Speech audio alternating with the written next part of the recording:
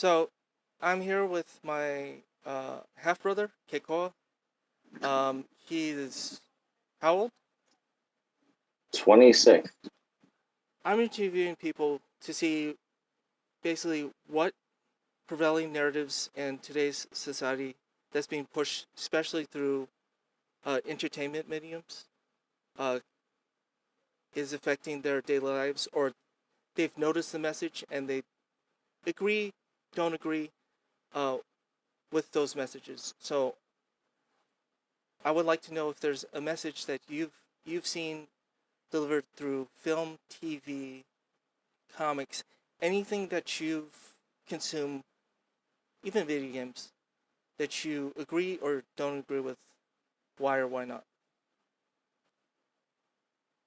Hmm. Well, biggest thing I think of is women empowerment. Mm, Every every recent movie that's come out has had something to do or that narrative attached to it, not strongly mm, or subtly. And I'm all for it, but I feel like it's overdone mm. or overdone, overused. Not really that. More like force. What was that? Some feel like it's forced. Force. Okay. It's not Yeah. it's not something natural. It's not Like they're organic. Right. no, it's Right. not organic. Right. Some films do a better job than others at that, and turns out to be a great film. And others just bludgeon you over the head with it, and you just sit there being like, "Well, that's great, sure." I don't know. Don't really know what to think of it. I actually agree with you. So I want to more pinpoint where you might have a problem. So, do you think that the characters that they're portraying aren't, in a sense, in essence, female? Like, are they trying to make them like men, or is it something else? Yeah, yeah, I can definitely see that where in a lot of character roles, the lead character is now female, and the side character or sub character is now male. Mm-hmm. And that works if that's what you started off with at the beginning of, say, like a series. Oh, If right, that's right. what you went with, right? What I noticed with a lot of films is that a couple of years ago, say we'll do Marvel.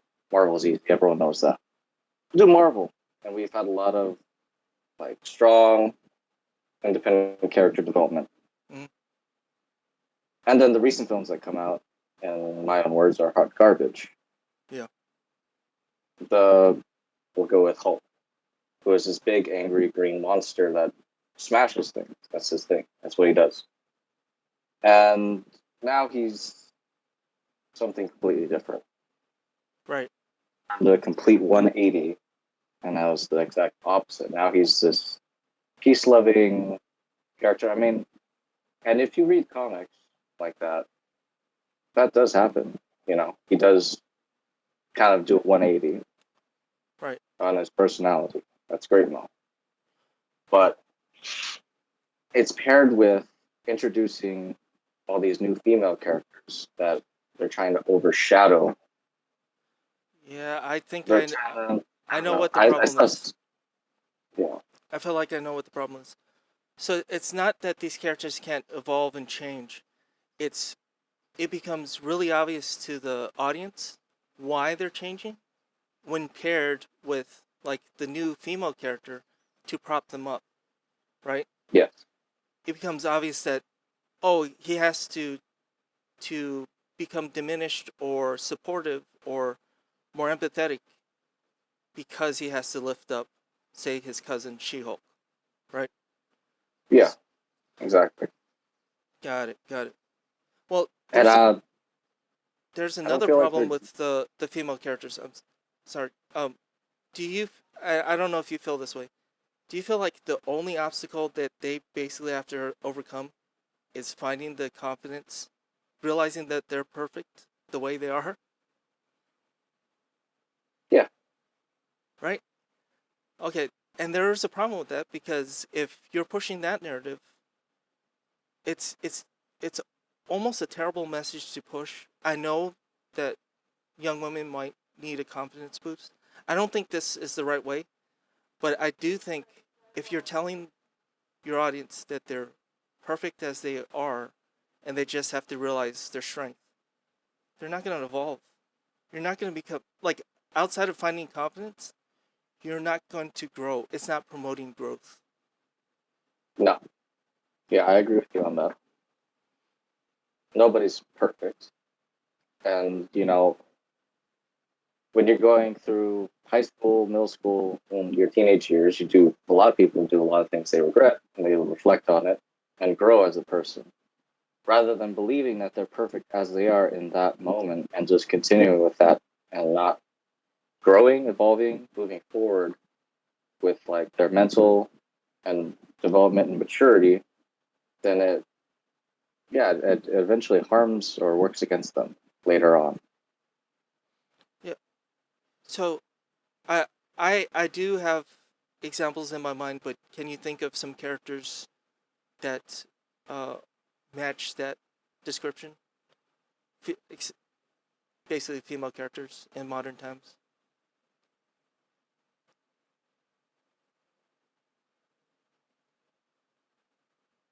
I can't think of any. If you bring one up, maybe I can agree.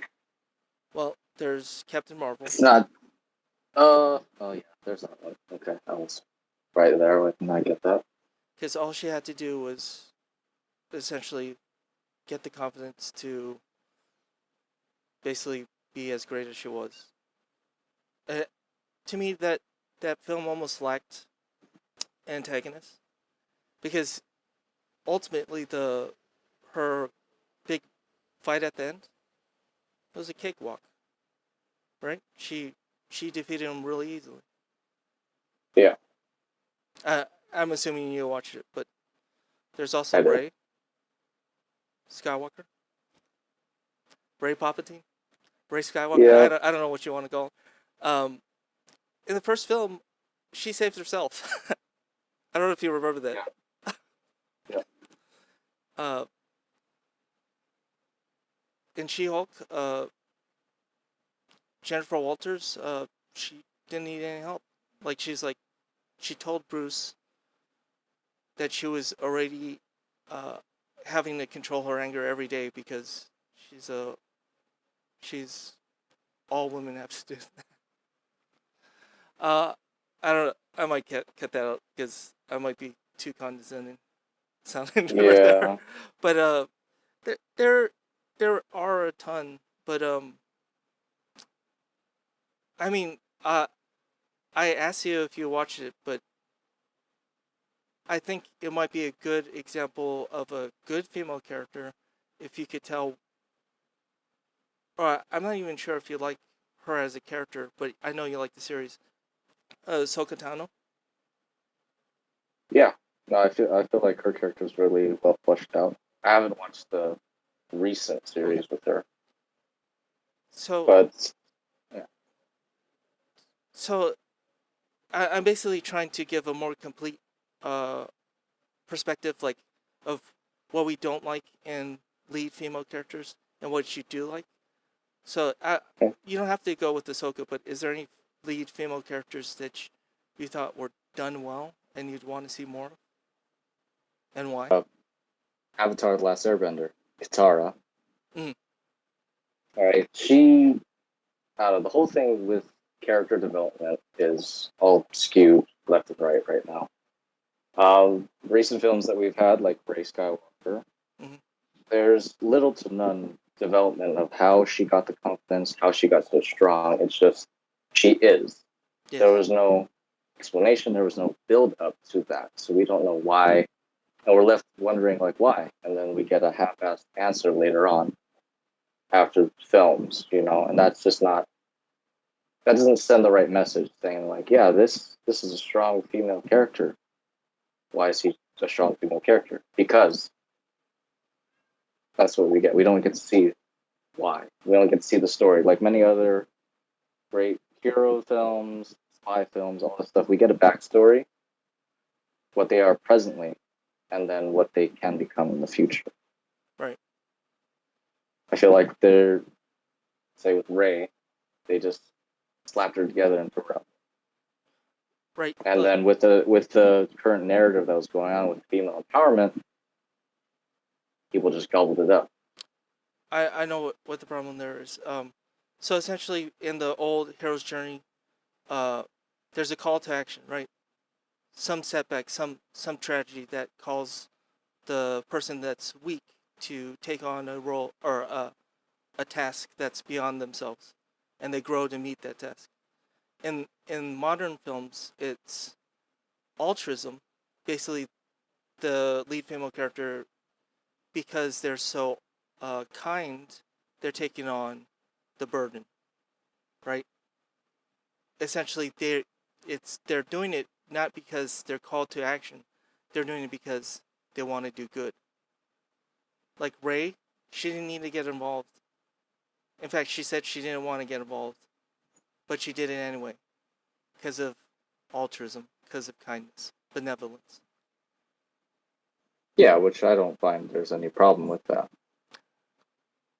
There isn't, but it does give, I want to say, the character itself a a pro instead of a con. So they're doing it not because of uh Oh, but not because of what's right, because they're nice and yeah they're doing it. yeah their the motivations or the reasoning for the character to be called to action uh need need to make sense with a character being meek or being, you know, not diminished, but not their fully realized selves. Um, but so you mentioned Katara. What about Katara is so great, or what do you like about her? Well, she started off with basically nothing, living in the northern and southern part of the world, frozen wasteland, hardly any village, any aspirations for a better life outside of what she already knew. And then one day she's met with, call it tragedy, a challenge, a predicament, a problem, and she goes from there. It stems off into this grand journey of an adventure that we see, and as the character, she grows over all that. And like you said, the character isn't perfect. They make mistakes, but they grow, and we can see cause and effect of how they Oh, grow. uh, so I had a little bit of cognitive dissonance. That's just confusion. So Katara is the second Avatar that the series follows. No, Katara is the waterbender that Aang meets for the first time when Oh, he okay. gets unfrozen. I Right? haven't. That's the I name, No, Katara. I haven't watched. You haven't watched Yeah, The Last Airbender? I have What? not. I know. I need to remediate that. I will. I will. Yeah. This interview's over. No. Goodbye. um. Okay. So while she is, so she's not necessarily main character, but she's a supporting character. But she gets caught up in the wake of Aang, the protagonist. But her motivations make sense because she has nothing. She has nothing to really lose by going with them, essentially. Yeah. Okay. Well, she's presented with an opportunity to leave her village and go do something more than herself, which she chooses to go and do. Mm. And along throughout the story, she's met with challenges and sexist beliefs, I guess, Mm. that women can't be fighters or whatnot. She overcomes that and is one of the main characters in the series. Well, I hadn't realized that they touched on that in Avatar. So even within the world of Avatar, there was bigoted or sexist views about that. I want to say when they got to the water village, yeah, she wanted to find a waterbender that would teach her, Uh-huh. but he refused up until she picked a fight with him. Then he started to give her a chance, I guess. It had to do something with her family before, and this Hmm. necklace she had. You know that to me that's so. When you push when you want to touch on a political topic, if you make that part of the I want to say the fantastical world or the made up world that your characters exist in, and having them overcome it and within their own world, to me Mhm. that makes more sense because it's it's not only showing you or telling you a problem, it's showing you a solution, right? Yeah. Well, the thing with like good shows is that you can have strong political beliefs, Hmm. like placed within the show, like poverty or slavery and all of this stuff, but it blends with everything. Like Right. I don't know. It's not shoved in your face for you to see, Mm. but it's subtly hinted towards, and of which eventually leads up to you seeing the big picture. Like, oh yeah, these people are slaves, they're being oppressed, but it's not spoon fed to you, Right. right? It's like it's just a normal thing, You don't and want to it's be it's preached it's at. You don't want to be it's preached fucked at. up. No, yeah, exactly, and it's fucked up. Okay. It is fucked up, but you as the watcher can realize that for yourself. Like Right. the situation that these people are in is something that has happened similar or has happened before in history, Ah. and you can make that connection and all this stuff, right? I, But yeah. and then you want to talk about social norms or like the pushing the bill of like the media or what we consume today, and it's with cancel culture, Mm. anything that's offensive is erased, blocked, censored. Yeah. And The, I don't think that's very healthy for society at all. so I know. I mean, from my perspective, I think the problem is no diversity of thought, no diversity of opinion, right? Mhm. If these shows are telling you what to think about this messed up problem, they're not showing you it and allowing you to come to the conclusions that you would organically, naturally, right? They're telling you what you should say, telling you what you should do, not asking you to look at this thing and adjust yourself how however far you're willing to go at your current ability or skill or you know the person you are.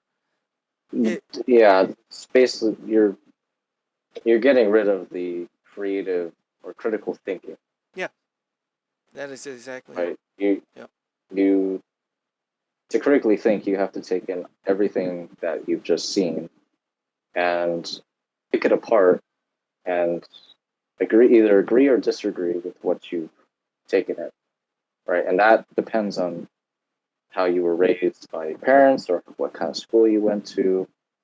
Well, there's all these different factors, but it comes down to you as an individual can see that and decide for yourself what that is to you, not just be spoon fed this, political bullshit in your face and be like, yep, this is how it is, and you're a horrible person if you think otherwise. Yep. So this is the message. If you don't agree, you're an enemy. You're a fascist, you're a Yeah. Yeah. Yeah. racist, you're Yeah. all this sort of stuff. And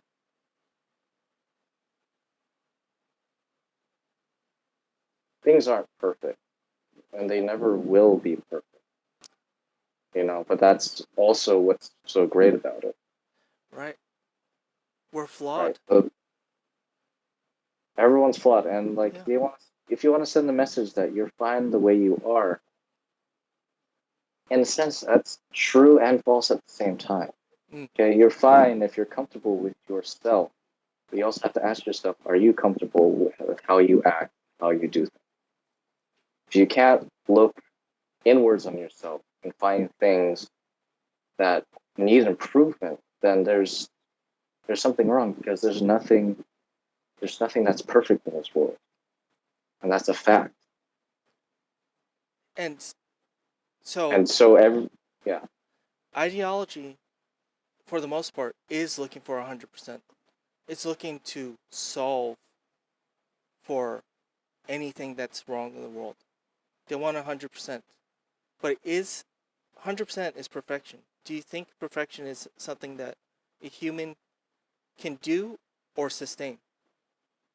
Like, No. you could do it for maybe a little bit, but it takes a lot of energy to do that, right? So us as individuals, people as individuals, anything as an individual will have their version of perfect. Mm.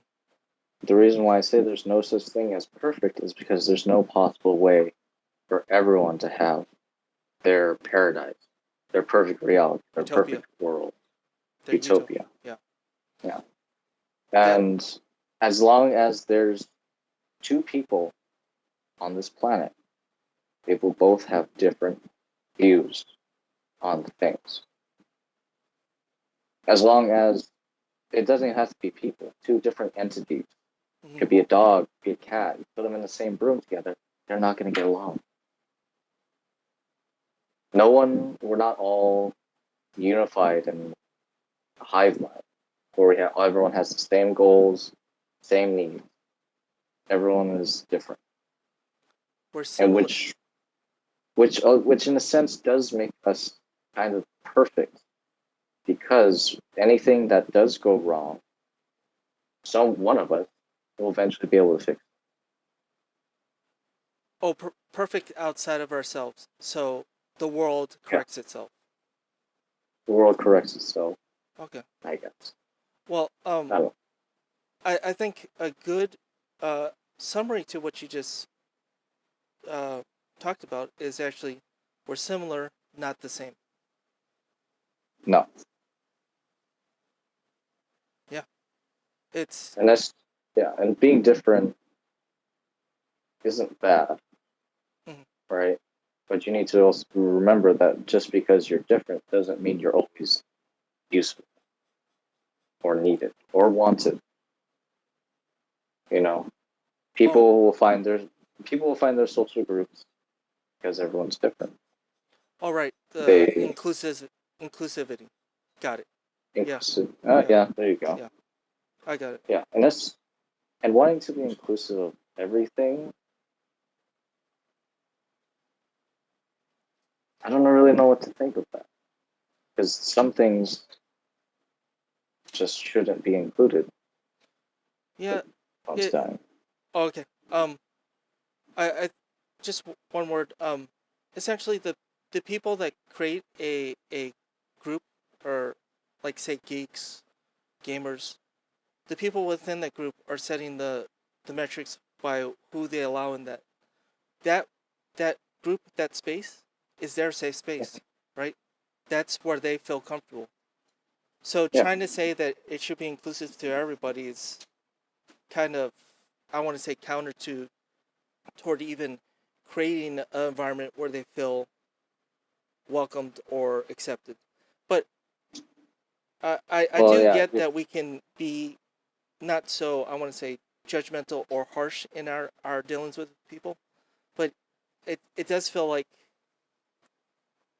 it's only one way, it's only accepted one way, that to people can have their groups if they're part of like a protected class, but if you're not, you're supposed to allow everyone, essentially.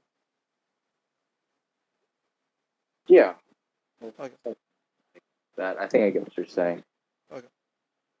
But yeah, people will make their social groups. Everyone has their different beliefs and different thoughts, and that's their own. But to want to include everybody in whatever they do, even if you don't agree with them, that's their space. Right. If you don't agree with them, then just don't associate with that group. But everyone nowadays wants to be right. They want to be correct. They want to be politically right. But the thing with being politically correct is that politics change. Things change in politics every day. Mm. And necessarily, politics are messy. And they're anything but truthful. Right? So being politically correct does not equal being correct. It's being correct it's being accepted that that's correct by a majority of people, but not all people. It might not even be a majority. It's just whoever has the most influence, right? Yes, and whoever has the most money, resources, Yeah. whatnot. Yeah, like a dictatorship. Yeah. I mean, it does feel very tyrannical or dictatorish in modern times. In some spaces, especially online. But Yeah, which brings you back to cancel culture. Like, who decides what's offensive, right. and who decides what's worthy of being broadcasted and what isn't being broadcast. So there's the sharing of a person's opinion is something we should all, I want to say, support, because freedom of speech is really important. But it's the Okay. calls to action. It's what you should do about disagreeing with, like, if a person disagrees with someone, it's what the person says to do to that person. That person shouldn't have a job. That person shouldn't have a voice, right? Your opinion Yeah, is and fine, but calling for other people to take action to harm that person is not right. No. And that issue has been going on for thousands and thousands of years. It's just not the first that mankind has seen and will continue to see further on.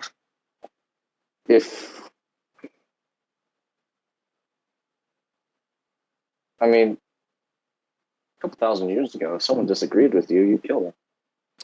True. I mean, You, in not all societies, but in a lot, yeah. Well, any major society, country, government was built on top of that, that basic rule. If they don't agree with you, you get rid of them. Today, same thing's happening, except you're not killing the person. No, you're just, costing them their job and their livelihood and their reputation, which is almost the same thing. Yeah. It's, they're alive, but they're still not happy, and they're having a hard time because of what, you did. And it's like I feel like people get drunk off of that power, being able to ruin someone's life because they're not PC, they're not politically correct. And I don't feel like that's a very good thing.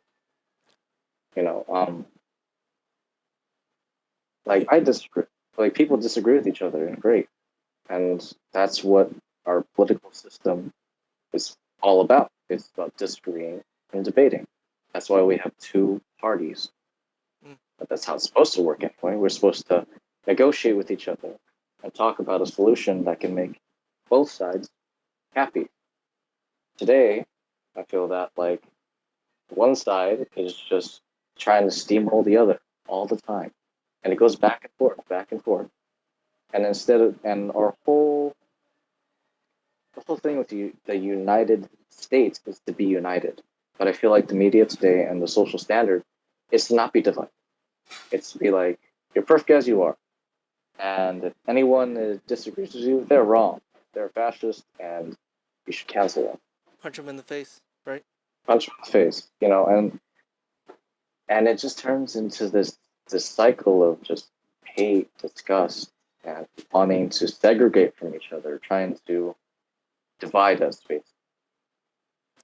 And it doesn't matter, like, everyone likes to compare other countries to each other, like, oh, in this country they have this laws, and it's so much better, and over here they have so much greener energy and all this stuff. And it's like, everyone wants to leave their current situation to go to something better. Like, the grass is always greener on the other side of the fence, right?